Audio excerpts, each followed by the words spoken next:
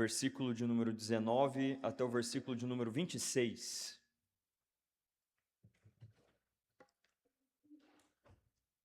Atos, capítulo 11, 19 a 26. Diz assim a palavra do Senhor. Então os que foram dispersos por causa da tribulação que sobreveio a Estevão se espalharam até Fenícia, Chipre e Antioquia, não anunciando a ninguém a palavra, senão somente aos judeus. Alguns deles, porém, que eram de Chipre e de Cirene, e que foram até Antioquia, falavam também aos gregos, anunciando-lhes o evangelho do Senhor Jesus. A mão do Senhor estava com eles, e muitos, crendo, se converteram ao Senhor. A notícia a respeito deles chegou aos ouvidos da igreja que estava em Jerusalém, e enviaram Barnabé de Antioquia, até Antioquia.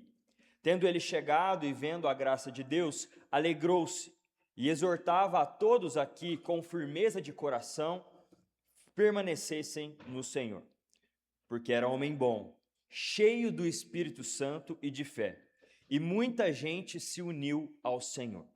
E partiu Barnabé para Tarso à procura de Saulo. Tendo-o encontrado, levou-o para Antioquia.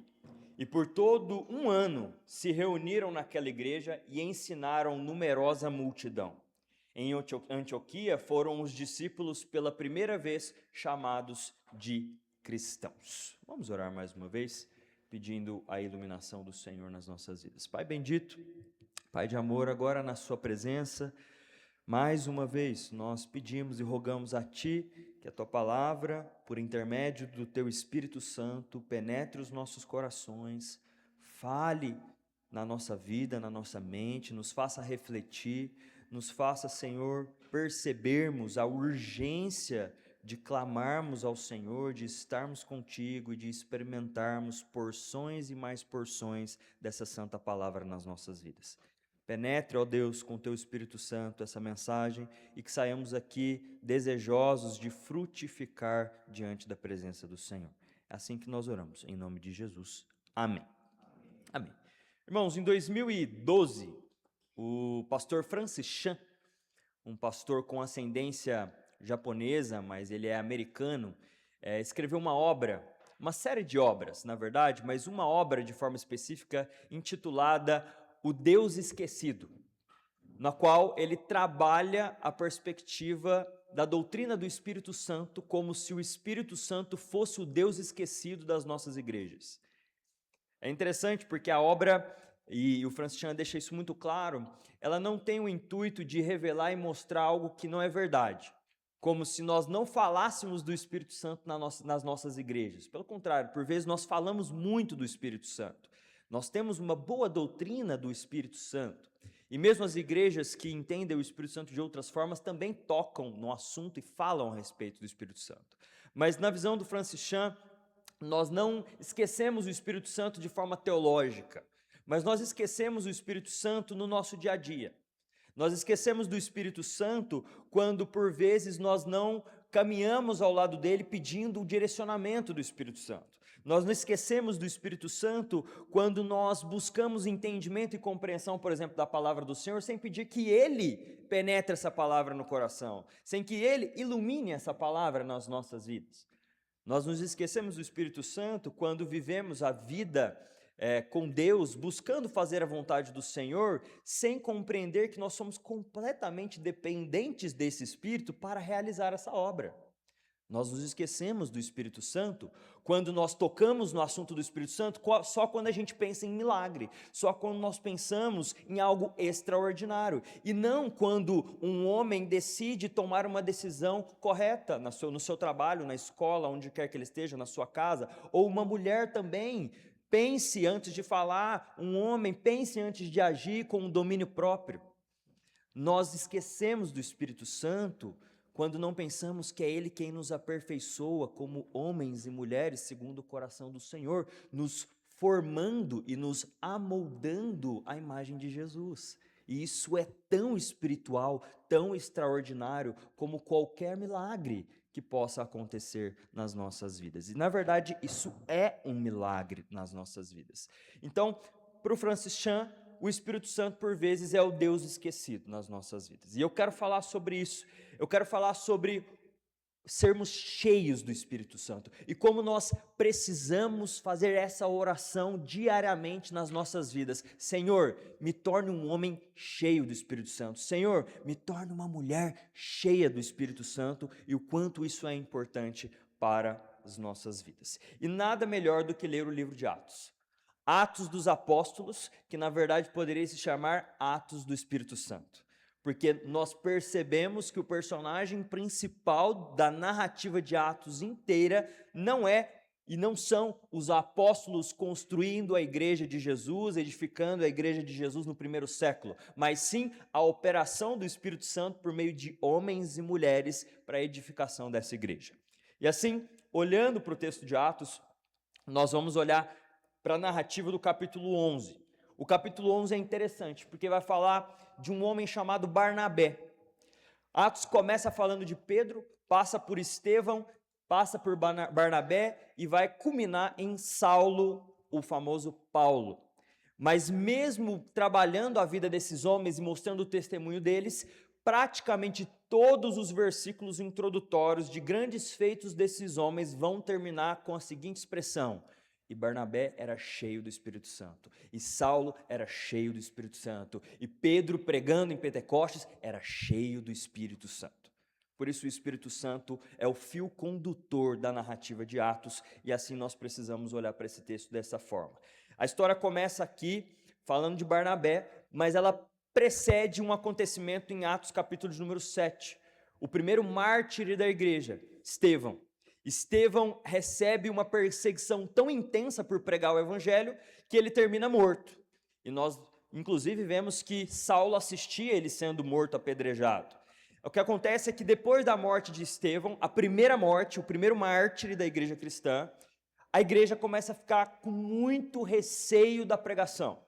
A igreja, no primeiro século, os que estavam reunidos em Jerusalém, você lembra que em Pentecostes, muitos vieram de várias regiões e eles se entendem porque as línguas de fogo passeiam, eles se entendem no próprio idioma, então eles abandonam Roma, sua cidade, suas casas, se aglomeram em Jerusalém e formam uma igreja. Tanto que nós vamos ver que lá no capítulo 4 de Atos, os irmãos eles começam a vender as suas propriedades para um se ajudar, porque todo mundo abandonou sua casa, todo mundo abandonou seus bens, todo mundo se aglomerou em Jerusalém, no intuito de começar a igreja de Jesus Cristo, aquele que tinha morrido e que eles já tinham ouvido que tinha ressuscitado.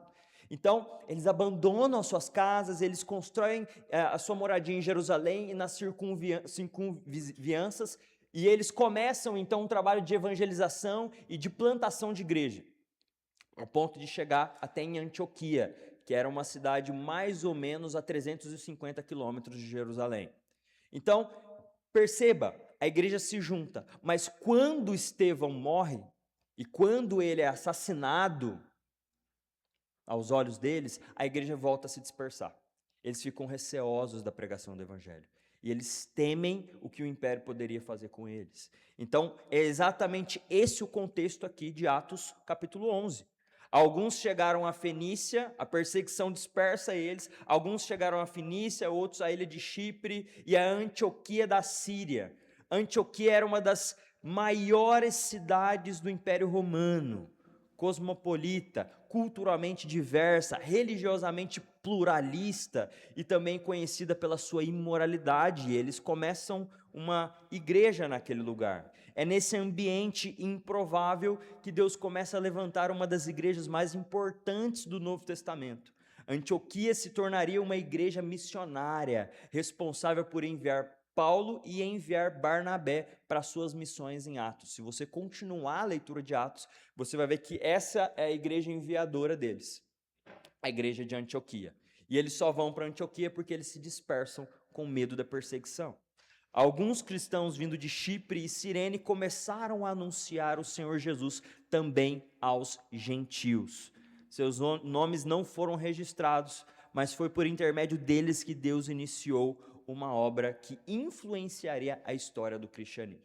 Eles param de pregar para gentios e eles começam a pregar somente para judeus, por causa da perseguição que eles sofriam naquele contexto. Mas alguns continuaram pregando, porque nós vemos que aquela igreja nasce e começa a se desenvolver a partir de gentios em Antioquia, ou seja, aqueles que não faziam parte do pacote do judaísmo.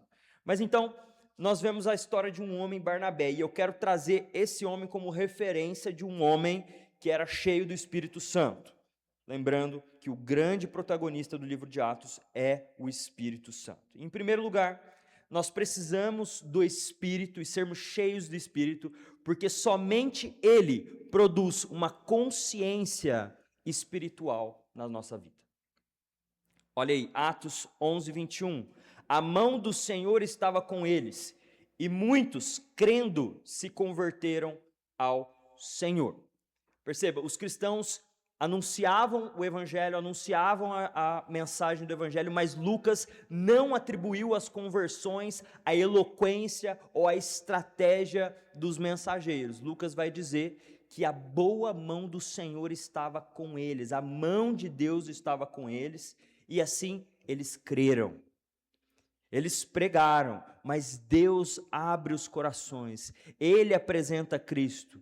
Deus concede a fé por intermédio do Espírito Santo, por mais que nós anunciemos o Evangelho. É o Espírito quem faz e quem transforma os nossos corações. Você já sabe disso, você recebeu o Espírito também. Podemos convencer alguém a mudar de opinião, mas não podemos regenerar o coração de ninguém, e nós sabemos disso. Podemos produzir emoção, mas não podemos produzir um novo nascimento. Podemos transmitir informações corretas, mas somente o Espírito pode abrir os olhos para que alguém contemple a glória de Jesus Cristo. Sendo assim, se a agência do Espírito Santo tem essa liberdade, essa função e esse poder, nós carecemos do Espírito para conversar no nosso dia a dia. Nós carecemos do Espírito para liderarmos, nós carecemos do Espírito para fazer qualquer coisa, porque a nossa vida é uma eterna missão de convivência, de relacionamento e de transformação de tudo ao nosso redor por meio do avanço do reino de Deus. E o que é o reino de Deus? O governo dos corações. Sendo assim, nós carecemos do Espírito Santo, porque só o Espírito pode nos dar essa realidade de mundo espiritual. A Bíblia fala que todas as coisas nascem no mundo espiritual. Todas as coisas, qualquer tipo de tentação nas nossas vidas, qualquer decisão importante que você tem que tomar, nasce e começa no mundo espiritual, porque nós somos seres espirituais. Temos os olhos abertos, desvendados para uma realidade espiritual. Nós não sentimos da mesma forma, nós não vivemos da mesma forma, nós não agimos da mesma forma, porque o Espírito habita em nós e Ele nos dá uma nova consciência. Que consciência é essa? Uma consciência espiritual. Sendo assim, o Espírito é quem tem o poder de regeneração, de transformação, de auxílio, de conforto, de tudo aquilo que um homem e uma mulher de Deus precise.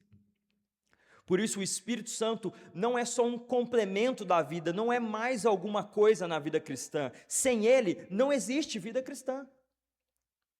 Ele aplica em nós a obra de Cristo, concede nova vida, nos desperta para a fé, nos desperta para o arrependimento, nos une ao Salvador, ilumina essa palavra que a gente lê, produz santidade e nos dá o poder para testemunhar. Eu já vi muitos testemunhos de pessoas analfabetas que começaram a tentar ler a palavra do Senhor e, pedindo o auxílio do Espírito Santo, aprenderam a ler através das Escrituras.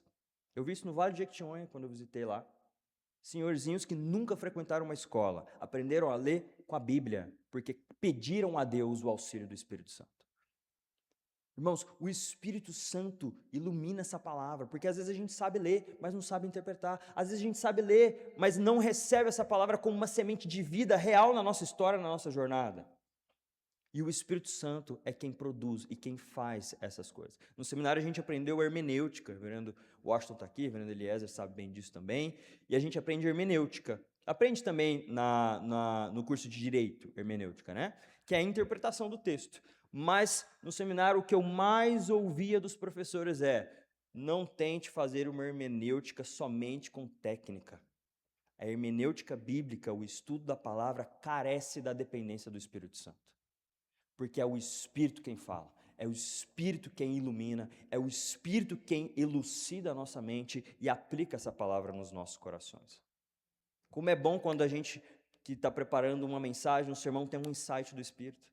Tem algo que vai além do que somente estudar aquele texto. Sabe o que precisa falar. É o Espírito quem nos conduz a interpretar e entender a palavra do Senhor. O maior benefício do Espírito Santo é o próprio Espírito Santo, porque ele manifesta que Deus é presente nas nossas vidas. Às vezes a gente lida com o Espírito Santo como se ele fosse uma substância. Eu preciso ser cheio de alguma coisa, mas ele é uma pessoa. O Espírito Santo é relacionável. O Espírito Santo é o testemunho de que Deus está conosco. É Ele habitando em nós. É a certeza de que Deus não nos desampara. Porque Ele disse, eu vou, mas o Espírito fica. Não foi isso que Jesus disse? O Espírito Santo é alguém e nós precisamos nos relacionar com o Espírito do Senhor. Não buscamos como uma ferramenta para sermos mais eficientes. Não temos que usar o Espírito para realizar nossos planos. Nós nos submetemos a Ele porque o Espírito Santo é Deus.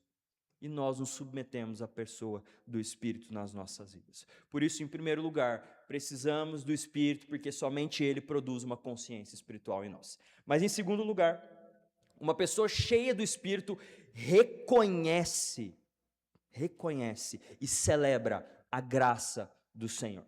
Somente alguém cheio do Espírito Santo pode fazer isso. Olha o texto de Atos 11, 23. Tendo ele chegado e vendo a graça de Deus, alegrou-se e exortava a todos a que, com firmeza de coração, permanecessem no Senhor. Barnabé chega a Antioquia para examinar uma situação nova, uma nova comunidade. Judeus e gentios estavam reunidos na mesma igreja.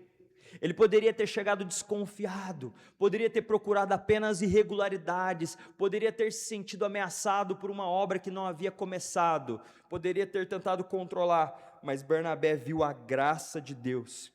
A graça do Senhor não é somente algo material. Barnabé viu pessoas convertidas, vidas transformadas, e judeus e gentios unidos em Cristo Jesus. Por trás dessas evidências, ele reconheceu que havia uma atuação de Deus. Às vezes, irmãos, pela falta da presença do Espírito nas nossas vidas, nós não temos a sensibilidade de nos alegrarmos e percebermos de forma sensível e minuciosa aonde está a graça do Senhor, onde Ele está operando, o que Ele tem feito. Nós nos alegramos sempre quando o Senhor nos dá alguma coisa, mas talvez percamos a sensibilidade quando Deus abençoa outra pessoa. Nós agradecemos somente quando algo se resolve segundo a nossa oração, o que nós queríamos, o que nós pedimos, aquilo que nós estávamos planejando, e às vezes era decreto do Senhor, e Ele também agiu dessa forma, agiu em conformidade com o nosso coração, mas nós nos esquecemos de ver a boa mão do Senhor e reconhecer a graça de Deus, quando Ele talvez não responde a nossa oração da forma como nós queríamos. Por quê? Porque nos falta estarmos sensíveis e preenchidos desse Espírito. Barnabé olhou, viu gentio, judeu, sabe que foi judeu que matou Estevão há pouco tempo, sabe que a igreja foi dispersa por conta de judeu, e ele vê gentio e judeu sentados juntos, e ele agradece ao Senhor, ele vê a graça de Deus e fala, louvado seja o Senhor. O Senhor está unindo uma igreja aqui em Antioquia, está trazendo pessoas diferentes para viverem juntas, está unindo eles pelo vínculo do Espírito Santo e está forjando o reino do Senhor aqui nessa cidade. Louvado seja o teu nome. Ele reconhece a graça e às vezes por não estarmos cheios e sensíveis ao Espírito, a gente deixa passar, passa despercebido. A gente não percebe, não consegue enxergar os movimentos do Senhor nas nossas vidas. E muito menos na vida do outro ou na vida da igreja, de forma geral. Como é importante nós vermos relatos de missionários sendo perseguidos, porque talvez assim com um vídeo a gente se desperte, não é? Talvez com um vídeo a gente se sensibilize, mas nós precisamos ser cheios do Espírito, porque o Espírito nos dá essa consciência espiritual, e Ele nos faz sermos sensíveis para reconhecer o agir de Deus em todos os lugares, Conheci pessoas ao longo da minha vida cheias do Espírito Santo, e é diferente. Você tem clara convicção de que aquela pessoa tem uma mentalidade, tem uma visão muito distante da sua, por mais que vocês sejam cristãos, os dois são crentes, mas aquela pessoa ela tem uma sensibilidade, ela tem uma forma de interpretar, ela conta um testemunho dela, ela conta um testemunho do outro, ela valoriza aquele testemunho porque ela vê a preciosidade do agir de Deus na vida dela daquela forma, daquele jeito, naquele conto. E é impressionante, é maravilhoso perceber quando uma pessoa transborda o Espírito Santo. Dá vontade de ficar perto dela, dá vontade de pedir, me conta mais, me ensina mais. É precioso. Aquele que tem o Espírito Santo se torna um líder nato, inevitavelmente. Porque líder não é quem tem a última palavra. Líder é aquele no qual todos querem seguir. Todos querem ouvir o que tem para falar. Todos querem estar próximo. Porque ele naturalmente transborda o Espírito de Cristo Jesus. Meus irmãos, é importante nós reconhecermos a graça do Senhor. Mas nós só vamos fazer isso não porque a gente recebeu uma bronca das Escrituras, fomos exortados. Nós só faremos isso se os nossos olhos e os nossos corações estiverem transbordando da presença do Espírito de Deus em nós. Assim, o nosso chamado é viver uma vida que busca a presença desse Espírito. Uma pessoa cheia do Espírito Santo não precisa estar no centro, ela se alegra quando Jesus Cristo é glorificado. Ela se alegra quando o reino de Deus avança, ela se alegra quando os outros são abençoados, ela se alegra quando o agir de Deus é notável, talvez não agora na vida dela, mas em outros lugares, em outras regiões, em outras igrejas, ela se alegra porque ela pensa no reino de Deus acima de todas as coisas. Precisamos pedir, Espírito Santo, nos ajude, abra os nossos olhos para reconhecermos a graça de Deus aonde quer que nós estejamos. Em terceiro lugar, uma pessoa cheia do Espírito Santo reflete a Cristo e fortalece os seus irmãos. Barnabé começou a encorajar continuamente os irmãos para que com firmeza de coração permanecessem no Senhor. O desejo dele permanece ligado ao de Cristo. Um líder cheio do Espírito Santo conduz as pessoas ao Senhor, não a si mesmo. Lucas, o autor de Atos, explica que Barnabé agia assim, por quê? Porque ele era um homem bom, cheio do Espírito Santo e de fé. Cheio do Espírito Santo. O porquê liga a conduta de Barnabé com o caráter dele. Ele era cheio do Espírito, está explicado. Tinha fé, transbordava aquilo que ele cria. Barnabé reconhecia a graça, alegrava-se e encorajava porque ele era cheio do Espírito Santo. Lucas o chama de homem bom não porque ele era sem pecados, mas porque a graça de Deus havia produzido nele um caráter bondoso, generoso, confiável e útil aos outros. A nossa salvação não ficou lá atrás. A nossa vida cristã não é uma vida de estabilidade a partir dessa salvação, é uma vida de evolução, é um processo de santificação, por isso precisamos do Espírito Santo. O Espírito não somente nos iluminou e nos fez crer e aplicou a obra de Deus nos nossos corações, agora eu sou salvo em Cristo Jesus, porque o Espírito aplica isso no meu coração, mas o Espírito nos mantém nessa obra, o Espírito mantém a nossa vida cristã, nos aperfeiçoa, nos modifica, nos transforma, nos ilumina, para que possamos crescer como filhos de Deus, e então possamos refletir a Cristo, transbordar de Cristo ao outro. Ele não era sem pecados, mas a graça de Deus, através do Espírito, produziu no coração de Barnabé um caráter bondoso, generoso, confiável e útil aos outros. E não foi ele que falou, foi os outros que falaram. Foi Lucas que falou, foi a igreja que reconheceu. Se eu sou cheio do Espírito, eu não preciso falar que eu sou. A igreja vai ver, minha família vai ver, os meus amigos vão ver, as pessoas do meu trabalho vão enxergar e eles vão testemunhar. Eu não preciso dizer que sou cheio do Espírito. O Espírito testifica na minha vida que eu sou luz, sal e um filho de Deus. A evidência de que alguém é cheio do Espírito não é apenas o que essa pessoa consegue fazer, mas aquilo que ela está se tornando. O Espírito distribui dons, mas também produz o seu fruto: amor, alegria, paz, paciência, bondade, fidelidade, mansidão, domínio próprio. Gálatas 5. Uma pessoa pode ser talentoso e ferir os outros com seu caráter. Pode falar sobre dons e ser dominada pelo orgulho. Pode emocionar-se no culto e tratar mal o outro, o próximo. Pode possuir conhecimento bíblico e não demonstrar o fruto do Espírito Santo na sua vida. Por isso nós carecemos do Espírito. Carecemos da pessoa de Deus conosco, no nosso coração, nos aperfeiçoando. A plenitude genuína não produz apenas capacidade ministerial e performance, ela forma em nós o caráter de Jesus, e isso é muito mais importante do que qualquer performance.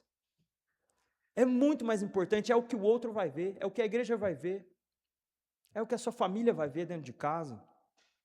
Não é a performance. É interessante a performance, até certo ponto.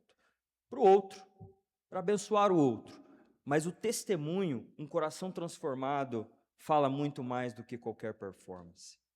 Todo verdadeiro cristão possui o Espírito. Romanos 8:9 ensina que quem não possui o Espírito de Cristo não pertence a Ele. Ou seja, nós temos. Efésios 1:3 afirma que os crentes foram selados com o Espírito quando eles creram. Entretanto, Paulo ordena a esses mesmos cristãos, Efésios 5:18, enchei-vos do Espírito. É mandamento. Quando nós não nos enchemos do Espírito, nós estamos pecando por omissão. É para a gente fazer. É desejo de Deus que a gente seja cheio do Espírito, que a gente diminua e Ele cresça nas nossas vidas, que nós sejamos impelidos, ordenados, organizados por esse Espírito, direcionados por esse Espírito. Quando nós não o fazemos, nós estamos sendo omissos à nossa vida cristã. E nós estamos perdendo a oportunidade de vivermos um aperfeiçoamento de Jesus nas nossas vidas para testemunharmos o Evangelho de Cristo a toda criatura. A habitação do Espírito é uma realidade da conversão, mas a plenitude descreve seu governo contínuo sobre as nossas vidas. E nós somos chamados a ter plenitude do Espírito. Eu tenho Espírito, mas um pouquinho. Nós somos chamados a sermos cheios do Espírito Santo. E quarto e último ponto. Uma pessoa cheia do Espírito atrai naturalmente os outros a Cristo. Atos 11:24. E muita gente se uniu ao Senhor. Onde o resultado do ministério não foi que muitas pessoas se uniram a Barnabé. Elas foram acrescentadas ao Senhor. Onde o Espírito atua verdadeiramente, Cristo é glorificado. Ah, pastor, mas eu estou vivendo a vida com Cristo, estou vivendo a vida com Cristo no meu trabalho e as pessoas não estão se convertendo.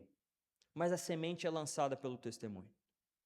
Ela é influenciada pelo menos até uma moral, uma ética, uma forma, uma conduta, alguma coisa ela é influenciada. E de alguma forma, pela graça comum, ela manifesta um caráter de Deus e um caráter de Cristo. Porque a gente atrai naturalmente as pessoas para esse caminho quando somos transbordantes do Espírito Santo. Duas coisas acontecem com quem é cheio do Espírito Santo. A primeira, ela vai influenciar, ela vai atrair, ela vai chamar atenção, as pessoas vão achar diferente. E isso, de alguma forma, vai cativar. Você se torna como que um imã, como um molde, como um modelo. Isso é inevitável para qualquer pessoa. Há um tempo eu vi um debate sobre crente com ateu, digamos assim, na rua. E o cara tinha uma mansidão no falar, uma forma de tratar, que todos aqueles que foram lá para discutir, debater, satanista, gente de tudo quanto é lugar, foi conversar com o cara, recebeu um amor do cara impressionante. E muitos começaram a chorar. Eu não sei o que foi, eu vi um vídeo, não sei o que foi o desenrolar disso, se alguns abandonaram o satanismo e se tornaram cristãos, mas foram completamente movidos pela mansidão e o amor que transbordava de alguém que era cheio do Espírito Santo, a pelo menos pensar, será que esse Jesus não é muito mais importante, não é muito mais especial tê-lo na minha vida do que qualquer outra coisa? É inevitável. Essa é uma das coisas. A segunda coisa é que você vai ser perseguido. Naturalmente. Você atrai as pessoas para Cristo, mas aonde há luz, as trevas se levantam. Tem gente que olha para aquele texto do Sermão do Monte, né, de Jesus falando assim, bem-aventurados os perseguidos por conta da justiça, porque deles é o reino dos céus, né? E aí as pessoas ficam na internet arrumando briga, né? Falando de Jesus, mas arrumando briga. Não, vou ser perseguido. Não é isso. Quem tem o Senhor, quem transborda do Espírito Santo vai ser perseguido naturalmente. Ninguém gosta da pessoa que é certinha, que é mansa, que ninguém consegue irritar ela, que ela dá alta face, que ninguém consegue cutucar. Ninguém gosta de gente assim. Irrita. No mercado de trabalho irrita muito. Não tem competição, mas aqui tem um monte de competição, a pessoa não é competitiva. ela é cheia do Espírito Santo, ela vai ser perseguida naturalmente. Mas louvado seja Deus, porque a nossa herança já está reservada. E o nosso galardão, ninguém toma ele. E assim, mais vale atrairmos as pessoas, incentivarmos as pessoas com o testemunho a crer em Cristo e termos os opositores que também a palavra do Senhor já cumpre a sua dupla finalidade, salvação e juízo. E aí não está no nosso alcance, mas nós somos chamados a sermos cheios do Espírito Santo. Barnabé abriu espaço para que alguém mais tarde se tornasse mais conhecido que ele. Ele chama Saulo. E ele sabe que Saulo, a gente fala muito mais de Paulo hoje que dele.